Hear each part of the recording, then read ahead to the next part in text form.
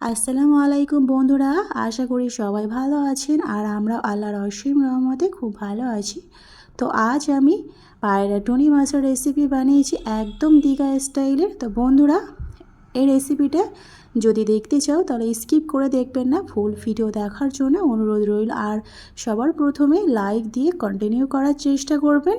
তো বন্ধুরা, কথা না বাড়িয়ে চলে যাই। তো এখানে আমি 2 পিস পায়রা টুনি মাছ নিয়েছি। এটাকে আমি ভালোভাবে ধুয়ে পরিষ্কার করে নিয়েছি। এবারে এটাকে আমি ভাজার জন্য প্রথমে স্বাদ অনুযায়ী লবণ আর হলুদ গুঁড়া আর একটু সরিষার তেল দিয়ে মাখিয়ে আমি 2 মিনিটের মতো একটু ম্যারিনেট করে রাখবো। বেশিক্ষণ রাখবো না, কারণ আমার হাতে সময় নেই। যদি আপনাদের হাতে যদি সময় থাকে তাহলে মাছটাকে একটু ম্যারিনেট করে রাখতে পারেন। 5 থেকে 7 মিনিটের জন্য রাখলেই যথেষ্ট। তো এখানে আমি 2 মিনিটের মতো রেখেছি বন্ধুরা। তো এখানে আমি ক্যামেরা অফ করে মাছটাকে ভেজে নিয়েছি।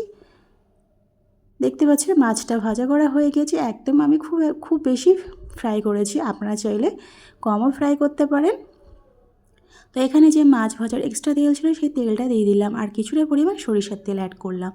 এখানে আমি কালো জিরে ফোড়ন দিয়ে দিলাম 1 চিমটের মতো, আর এখানে পেঁয়াজ বাটা দিয়ে দিলাম বন্ধুরা। একটা বড়ো সাইজের পেঁয়াজ বেটে রেখেছিলাম, সেই বাটা পেঁয়াজটাকে দিয়ে দিলাম।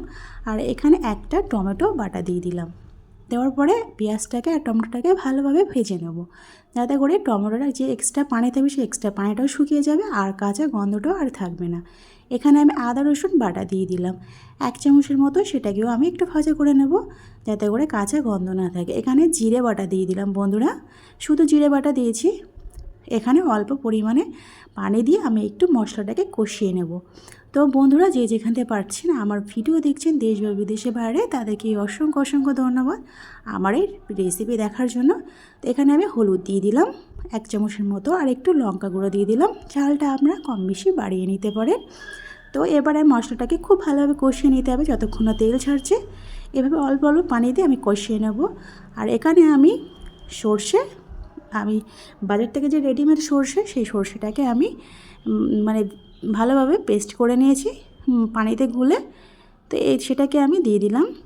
এবারে দেব স্বাদ অনুযায়ী লবণ। লবণটা আমি বেশি অ্যাড করিনি, যদি পরে লাগে আমি সেটা অ্যাড করব লবণটা। যেহেতু মাছে আমি অলরেডি বেশি লবণ দিয়ে ভাজা করেছি। দেখতে পাচ্ছেন বন্ধুরা, একদম তেল ছেড়ে দিয়েছে, মানে পুরো মশলাটা ভালোভাবে কষানো হয়ে গিয়েছে। এবারে আমি পরিমাণ মতো পানি দিয়ে দিলাম।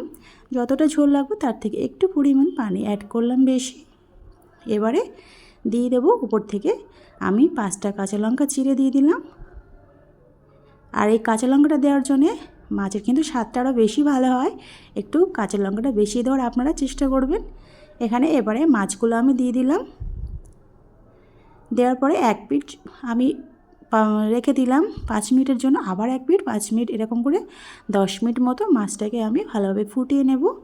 তো এইভাবে আমি 10 মিনিট মতো রান্না করে নিয়েছি। এবার সবশেষে আমি ধনিয়া পাতা কুচি উপর থেকে আমি ছড়িয়ে দেব নামানোর আগে। তো বন্ধুরা, আমার এই পায়রা টুনির রেসিপিটা কেমন লাগলো কমেন্টে কিন্তু জানাতে ভুলবেন না। আর লাইক করবেন, প্রয়োজনে শেয়ার করবেন বন্ধুদের কাছে। তো এবার সব শেষে একদম নামানোর আগে একটুখানি সরিষার তেল উপর থেকে ছড়িয়ে দিলাম। আপনারা চাইলে স্কিপও করতে পারেন।